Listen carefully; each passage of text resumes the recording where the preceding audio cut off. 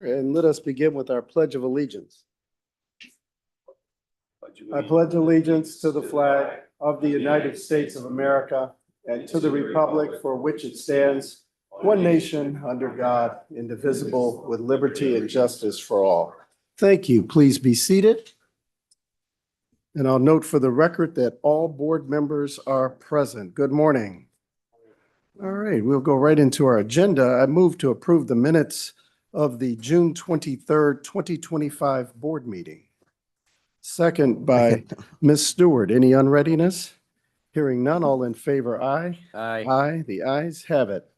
And we have the preliminary ballot order for the November 4th, 2025 general election. This is standard procedure moving forth for every election. So I move to approve the preliminary ballot order found in section tab 2 of our board packet. Second. Second by Mr. McCafferty. Any unreadiness? Hearing none, all in favor, aye. Aye. Aye, the ayes have it. And on to candidate and petition services. I move to acknowledge the following candidates and issue withdrawals from the November 4th, 2025 general election. Candidates withdrawn from the November 4th, 2025 general election: Sharia S. Granger, Maple Heights City School District Board Member, and Michael J. O'Boyle, Rocky River Mayor, Democrat. And the issue withdrawn from the November 4th, 2025 general election is Fairview Park Fire Levy Renewal, Resolution 25-09 and Ordinance 25-39. Second. Second by Mr. McCafferty. Any unreadiness? Hearing none, all in favor, aye. Aye. Aye, the ayes have it. And I move the certification of write-in candidates and remaining issue for the September 9th, 2025 primary election. The write-in candidate is, the office is Cleveland Council Ward 8, Tony Perry. And the certification of the issue for the September 9th, 2025 primary election is the City of Cleveland Heights mayoral recall elections, Shail Sarin to be removed from the office of mayor by recall. That is the question. And so I move the certification of those. Second. Second by Mr. McCafferty. All in favor? Aye. Aye. Aye, the ayes have it. And on to election support. We have a preliminary allocation for the approval of equipment for the November 4th, 2025 general election. And the details of those are outlined in the agenda. So I move to approve the preliminary allocation for voting equipment. Second. Second by Ms. Stewart. Any unreadiness? Hearing none, all in favor, aye. Aye. Aye. The ayes have it, and it is so ordered. On to registration, and the chair recognizes Mr. Hassani Wheat. Good morning. Good morning. Hassani Wheat, Registration Manager. You should have before you a Form 257 challenge of the right to vote and correction of registration lists that was submitted by Audrina Rodriguez and received by the Board of Elections on June 23rd, 2025. Ms. Rodriguez, a registered voter in Cuyahoga County at 11420 Lardette Avenue in Cleveland, is challenging the voter residency of Kazia Frazier. Ms. Rodriguez noted in her challenge that she had received a letter from the Board of Elections regarding a voting location and precinct assignment and indicated in the challenge form that no other person resides at 11420 Lardette Avenue. Ms. Rodriguez had included documentation of her purchase and sale agreement for the property at 11420 Lardette Avenue in her challenge. Per the Cuyahoga County Property Summary Report, Ms. Rodriguez has been the sole property owner at 11420 Lardette Avenue since December 6, 2019.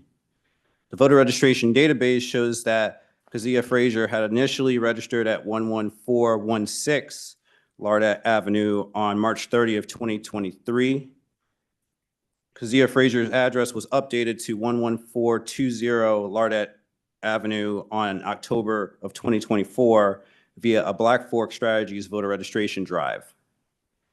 Kazia Frazier has not voted or has had any voter activity since the address was updated in October of 2024. CCBOE staff attempted to contact Kazia Frazier by phone and by mail requesting that the voter confirm the address, but was ultimately unsuccessful in reaching the voter. Thank you, Mr. Wheat. Board, any questions for Mr. Wheat? Hearing none, thank you so much. And the chair recognizes Adriana Rodriguez or an attorney representing Ms. Rodriguez. Ms. Rodriguez, please.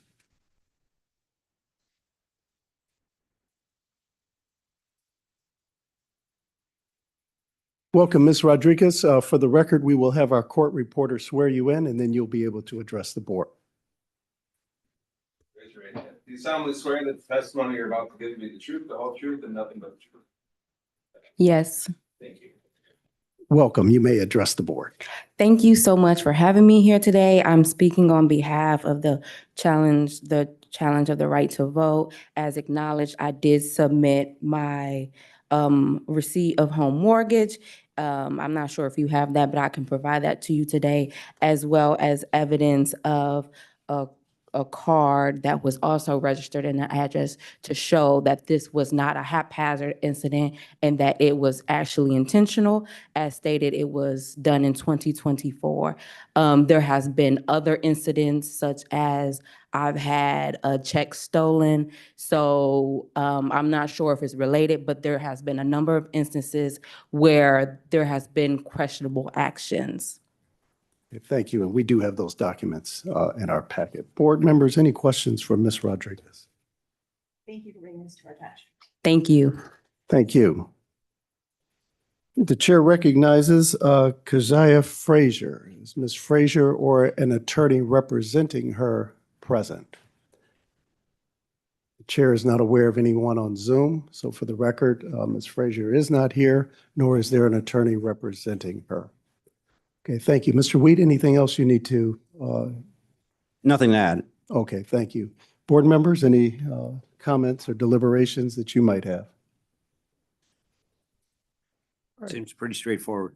Okay, excellent. Well, hearing that, I move to uphold the challenge of right to vote filed by Adriana Rodriguez against Keziah Frazier, and that Ms. Frazier's voter registration be canceled. Second. Second by Mr. McCafferty. All in favor, aye? Aye. Aye. The ayes have it. It is so ordered. Thank you. Mr. Wheat, the floor is yours. Thank you. You should have before you a Form 257 challenge of the right to vote and correction of registration lists that was submitted by Donald Manuzak and received by the Board of Elections on July 1st, 2025. Mr. Manuzak, a registered voter in Cuyahoga County, is challenging the voter residency of Audra C. DeGarmo. Mr. Manuzak noted in his challenge that he is the property owner at 6915 War Avenue in Cleveland, Ohio, that Audra DeGarmo does not reside at 6915 War Avenue, and that she does not have a lease agreement to live at the property. Mr. Manuzak also noted in his challenge that Ms. DeGarmo is using the 6915 War Avenue address illegally to try to establish residency there. Per the Cuyahoga County Property Summary Report, Alma Manuzak et al., which includes Donald Manuzak as an additional owner, have been the property owners at 6915 War Avenue since May 19th, 2022. The voter registration database shows that Audra DeGarmo has been registered at the 6915 War Avenue address via our online voter registration submission since December 1st of 2024. Ms. DeGarmo has not voted or has had any voter activity since registering in December of 2024. Thank you, Mr. Wheat. Board members, any questions or comments from Mr. Wheat? Hearing none, the chair recognizes Donald Manuzak. Is Mr. Manuzak present or an attorney representing him? We'll note for the record, he is not present and no one is on Zoom. And the chair recognizes Audra C. DeGarmo. Is Ms. DeGarmo present or an attorney representing her? And we'll note for the record that she is not present in person nor on Zoom. Board members, what is your pleasure? Yeah. All right. Do we need a motion? Yeah. Motion to cancel the registration of Audra Chantel Nicole DeGarmo. Okay. Cancel registration. Okay, and then I'll just add a friendly amendment that we'll uphold the challenge. It's filed by Donald Yeah, Menuzak. uphold. Okay. Mr. Perlotti, yes, Mr. Yeah. I just want to point out, and I didn't get a memo out on this one, but the burden is on the challenger to demonstrate by clear and convincing evidence that their registration is eligible for cancellation. So I just want to make the board aware that it needs to rely on the written documentation that was provided in making a decision.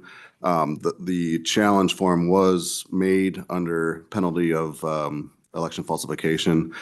So there is some credibility that you can lend to that, but I just want the board to make sure it's aware that it's making a factual determination that this is clear and convincing evidence that the registration is eligible for cancellation. Thank you, Mr. Musson, for that clarification. You'd excuse me one. All right, we have the motion on the floor to uphold the challenge and to cancel the registration of Ms. DeGarmo. And we thank Mr. Musson for his legal insight.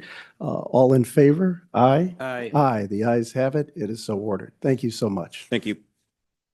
With respect to the challenge that where BlackRock was. Your mic. Sorry.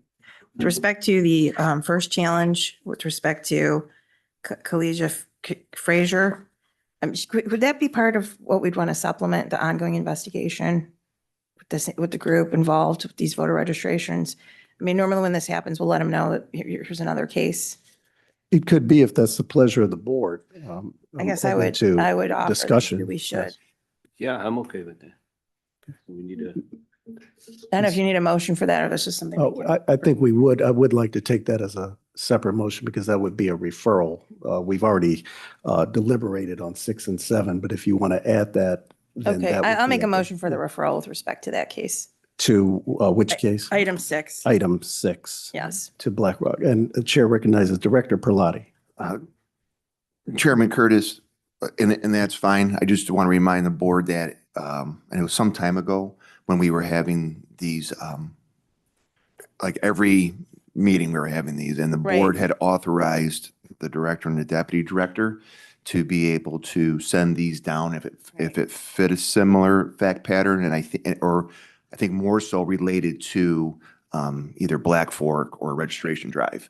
So of course you can still make that motion, but I guess this being tied to it could also fall underneath that previous Right. authority given to us. Thank you for that insight. Ms. Sticken? I remember that motion. That's why I wondered if we should also supplement with this case. I'm comfortable as a current motion since we already made it and voting on it, or just proceeding going forward, remembering if there's another incident with these organizations that we just let the director and deputy director supplement. Okay. Mr. McCafferty, did you second the motion? I did. You did. Okay, so the motion is properly before us. Any other unreadiness? And thank you for that insight. All in favor, aye. Aye. Aye, the ayes have it. All right, thank you. And on to agenda item 8. I move to approve a leave donation for Emily Coleman effective July 14th through August 22nd, 2025. Second. Second by Ms. Stewart. All in favor, aye. Aye. Aye, the ayes have it. Thank you so much. Director Perlotti. Good morning, everyone. What was provided to you was a draft of an updated campaigning policy that we want to implement at 1803 Superior. Today, I will not be asking for approval of this policy, but I wanted to start to have that discussion.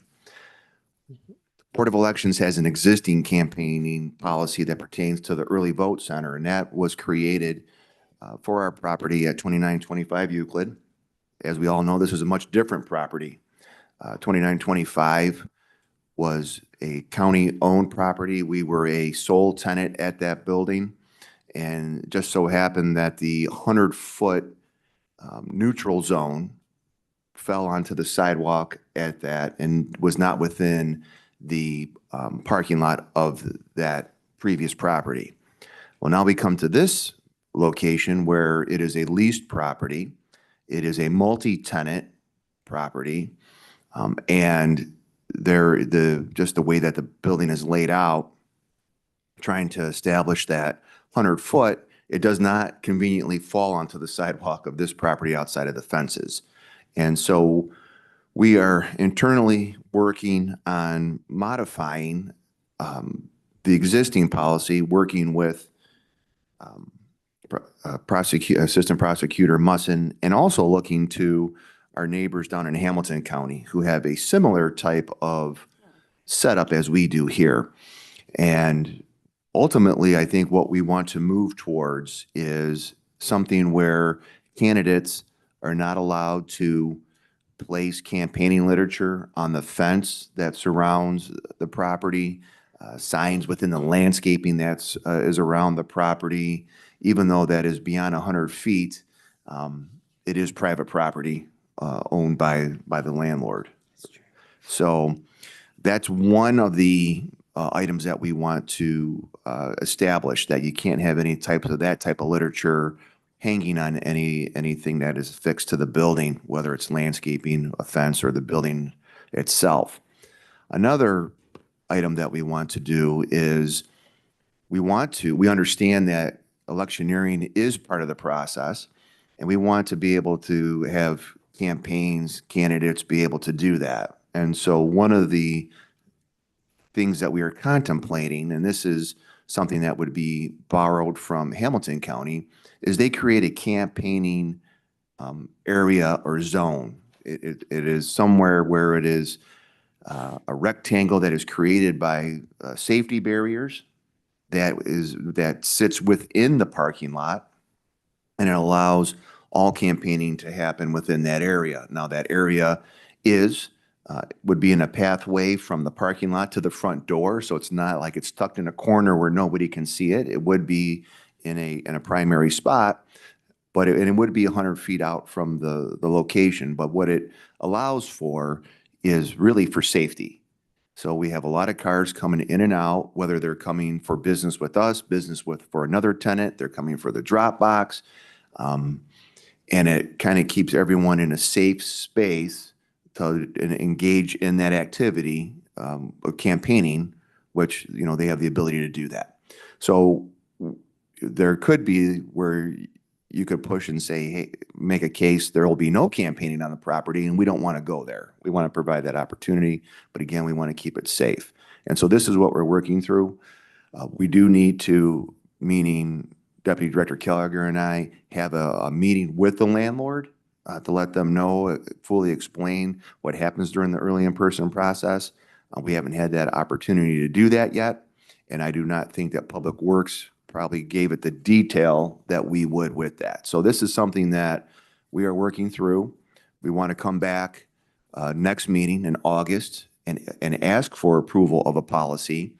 It'll probably be similar to what we have provided, I think. But, well, again, we'll continue to work through it. But also wanted to take this opportunity for the board, if there's any thoughts, comments, or concerns that they want us to take into consideration as we work towards finalizing a document.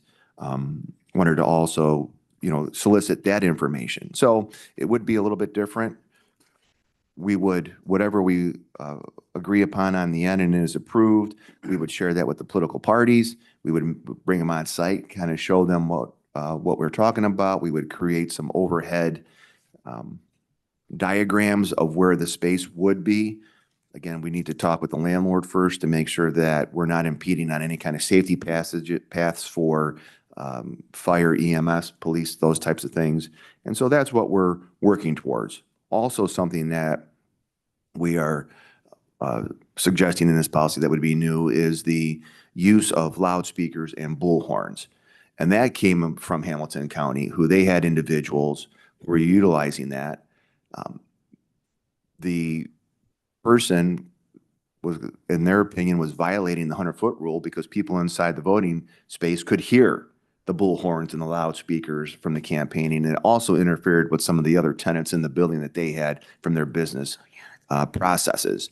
And so they had the policy. The policy was approved by their board.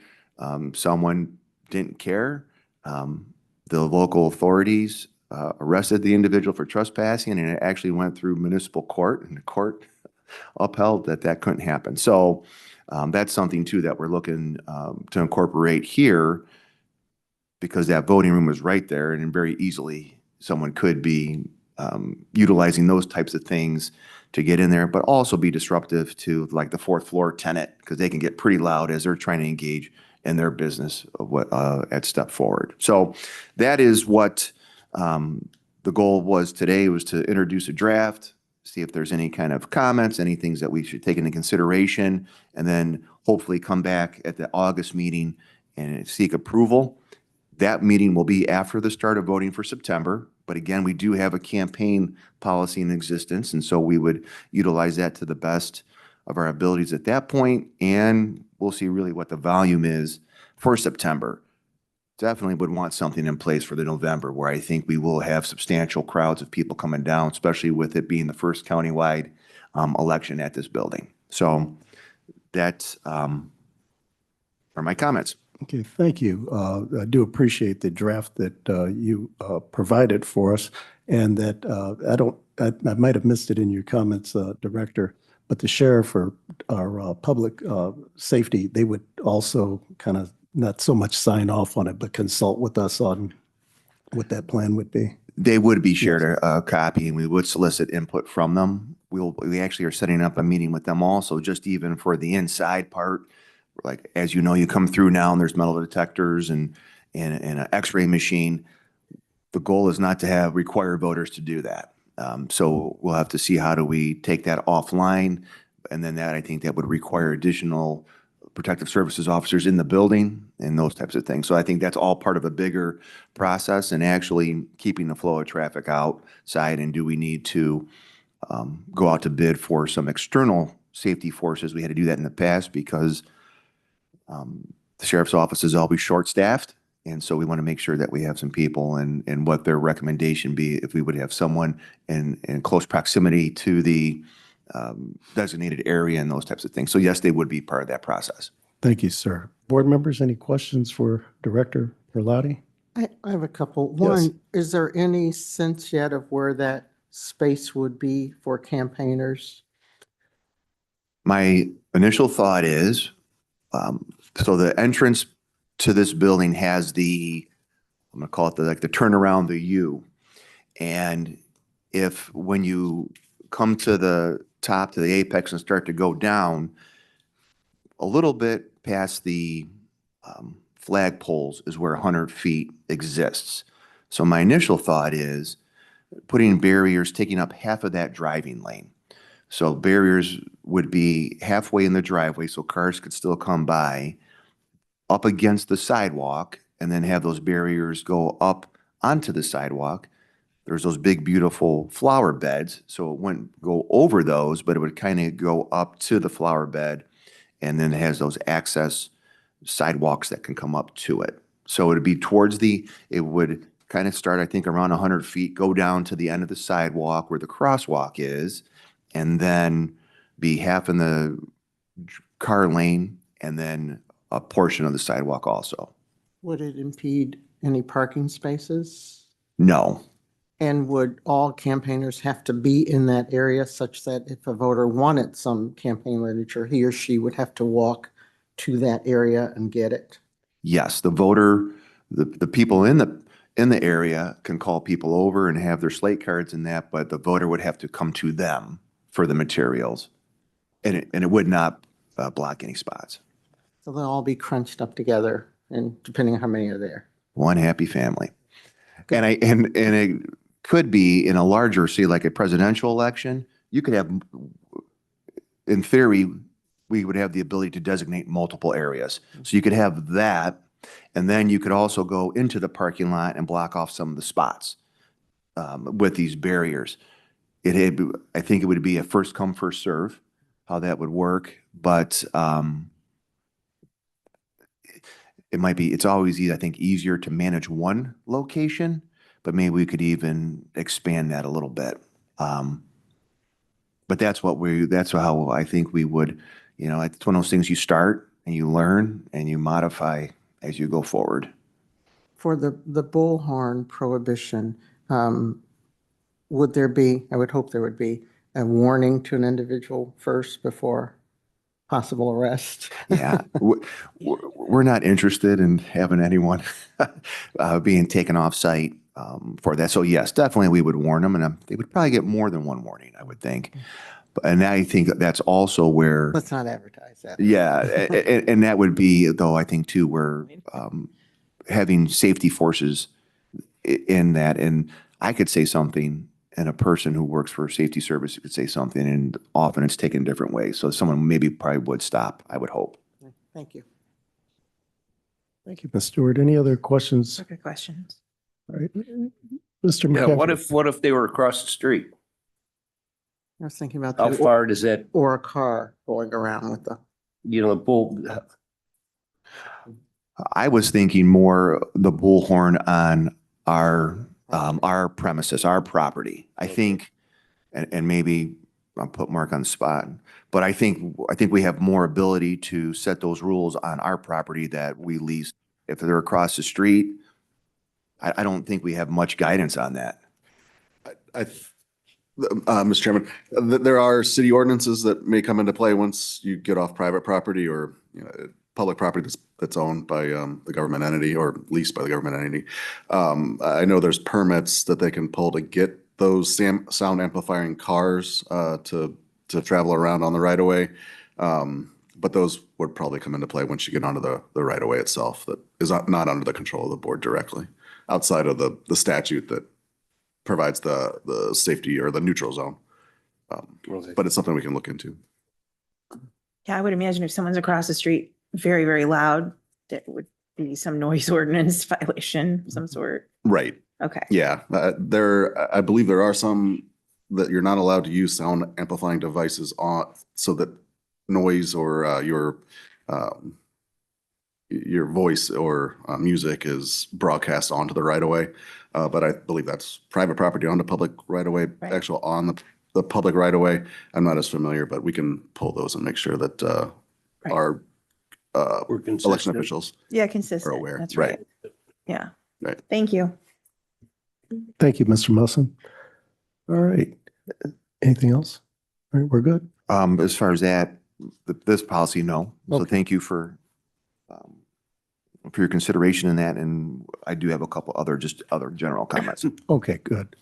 Deputy Director, anything that you need to add, or I'll kick it back to the director? Yeah, I think our goal here is to create guidelines, and then the nuances of exactly how it plays out will be determined as we go. Okay, thank you, sir. Director, you said you had a couple things. Just real brief. First, this past Saturday, we had our first on-site training for non-Board of Election staff. We had our first staff training last Wednesday, and that went well. And this past Saturday, the Candidate Petition Services had a campaign finance training that was in our early vote room. We got to use the new equipment that we had in that space. About 35 individuals attended, and it went well. Things worked. We might have run out of battery power on the one mobile microphone, but that we can fix. But otherwise, it was a nice thing. It was really good to be able to use this space for some of the things that was intended. So that was one thing I wanted to hit on. And then another I want to prep you for is our biannual budget. And just to remind individuals or to educate some of you, this is your first biannual budget process. We are funded through the county council, and the general way that this works is that the Office of Budget and Management gives us a base budget, which we go ahead and we work through, and we see Is it sufficient, not sufficient? And we determine what types of initiatives we want to push forward in addition to our regular operations. We will work through that, and then we come forward to this body, the deputy director and I, asking for approval of our budget recommendation. Then that recommendation goes to the county executive. And the county executive actually submits the official budget request to county council. The county executive can take what the board approves and just push it forward, which is what we always want, or they can make modifications to it, which kind of happened last time, and not modifications that we wanted to see. Then that's what goes to council. Ultimately, I have to present at council at some point during budget hearings, and the council has the ability to adjust what the executive puts forward. So for example, last budget cycle, we were shorted, I think, funds for paying poll workers, kind of an important thing. Council realized that and put the funding back. Also, they approved for us to get a second Agilis mail sorting machine, so we had redundancy, which was good. So there is that ability to do that. We have received our base budget. We got the initial. There was something wrong with all the base budgets. They gave us a new base budget. Tara is busy working through that, looking to what we had in this year, 24, and then the base budget that was provided to us really goes back 4 years, and it's looking to 2021. So there's some issues with 2021 is a good comparison. However, there are things that we have done, such as move into 1803 Superior, which has a lease payment. We didn't have that lease payment in 2021. And so we have to make sure that gets in there, because right now I don't think it is. And that's a hefty bill. So we'll work through that. We will internally meet together, Deputy Director Gallagher, myself, and Tara and Pat McAlay, to come up with these items. We have a meeting with Office of Budget and Management personnel on July 28th. We will share what we think is good, what our discrepancies are, and work to get the base basically modified. At our August meeting, then we'll come and ask for the board to adopt our biannual budget. It'll be provided to you in advance for you to read through. And then because August 22nd is a date in which all the revisions need to be provided to the executive. So our next meeting is prior to that, and then we would just provide that, and that would be our submission that we give to Executive Ronayne. And then the process continues on. These budget hearings will be sometime in October, maybe early November, and I'll keep you updated with that. As far as we've been pretty assertive in our last 3 budgets, asking for additional funding, trying to bring things up to current standards. Like the one year we got voting booths, they were 35, 40 years old, and we have new ones. We've gotten some automation in our mail processing systems, and we've done things like that, which is good. Moving into this building, I think we're cut off, and at least for the short term. So, and this is a nice building, and this is a nice investment in the Board of Elections. However, there are 2 things that we will be asking for, maybe more, but I want to be reasonable, knowing that they did sink a lot of money into this. One of them is the voter registration system, which is DIMS. It is dated. It's a dinosaur. It is on the verge of extinction like dinosaurs. And so we will need to get a new voter registration system. It's an expensive thing, but it is the heartbeat really of the agency. Every department utilizes it in a different way. And even ES&S, who owns DIMS, is getting ready to sunset that at some point and come out with a new product. We currently pay about $64,000 for licensing and maintenance, and that's because of a lawsuit several years ago. And that lawsuit, the funding structure, I think, runs out in the next couple of years. So that 64,000 jumps up to about 390,000 a year. So if we're going to pay a lot of money, we're going to get a system that we want. So that's one thing that we will push for. The other is our issue tracker that we use on election day, the Monday night. When it came out, a former employee, Helen, in IT created it. It was the greatest thing because we went from color-coded paper to technology. And that was almost decades ago, I could say at this point, and it's kind of run its course. So we're looking into some options for that, potentially going out to bid for it, or we may already have the solution with 10X in our electronic poll book program, but we may need to ramp up like some of the server space, the virtual space at election times, which would come with a cost. So we're trying to vet all that out now and do it quickly so we kind of know what we would need to ask for in the budget. So I think those are the two primary things we'll be looking for, both critical. And if we can get through this 2-year cycle with those two things, which will be good enhancements, this building, then I think we'll be better positioned in the next budget cycle to go back to, okay, how do we update some other things around here? Very good. Thank you. Anything else? All right. Hearing none, the chair has received one request for public comment, and the chair recognizes Robert E. McCray. Mr. McCray, if you please come, welcome. And if you would please spell your name for the record, and you will have up to 5 minutes to address the board. Robert E. McCray, RobertEmcrae. Thank you. Welcome. Thank you. Thank you, members of the board. I appreciate your time today. My name is Robert McCray. I am a resident of Rocky River. I am also a former candidate for city council. You might say I'm heavily involved in Rocky River local politics, and I might even consider running for city council again in 2027. So it's for that reason I'd like to bring to your attention what seems to be a conflict in the rules of petition signatures and validity related to Rocky River that I'd noticed in looking through some of the past ordinances of the city of Rocky River. And I apologize if you've already considered this issue before. However, an ordinance in 2020, Ordinance 5320 in Rocky River, restricts the signatures that are made valid to only registered members of the same party as the candidate. So this seems to have possibly affected the signatures that were submitted recently and would apply to the September 9th primary. So it may be that our city, as they passed this ordinance, did not properly notify the board. But one of these ordinances was passed in 2020.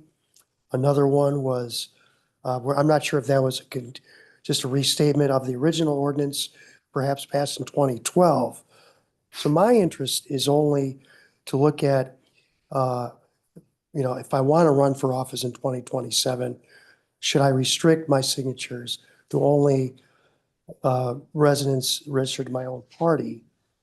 But I'd also respectfully like to ask the board to consider the effects on the current in progress election and determine a good course of action to and to just provide a ruling as to whether or not I'm not a lawyer, but I don't know if the Rocky River rules would be take precedent over any county rules as to signatures, but I really think we need some clarity in this issue, at least moving forward for future elections, if nothing else. So again, I apologize if you've already brought up this issue amongst yourselves or if it's been brought to your attention. But and then I just have a general concern that if in fact this ordinance was never brought to the attention of the board, that maybe that our city would require in the future, maybe some sort of additional oversight as to our local elections in Rocky River by the board, because reasonably, this should have been brought to the attention of the board, and if it wasn't, that is a concern of mine, that perhaps there was not proper coordination between our elected officials and the board. So in that regard, I thank you for your time, and I would appreciate it if the board would consider taking steps to perhaps rescore the signatures from the 11 candidates in Rocky River for the primary, or even take steps to, since our election does not have any, there's no primary, the September 9th primary deadline should not really be relevant because we don't have any primary conflicts. So there's ample time perhaps for the board to consider, a reset of the signatures of our candidates and allow them to gather signatures in the next 60 days, again, under the Rocky River rules, and have those signatures scored based on the Rocky River law. So I know this is a big issue, and but I appreciate your time today. Thank you. Thank you. Thank you, Mr. McCray. We appreciate you coming down and speaking with the board. All right, any other business before us? There being none, I move that the meeting be adjourned. Thank you. Second. All in favor, aye. Aye. Aye, the ayes have it. Have a great day, everybody. Thank you. There are situations where we do.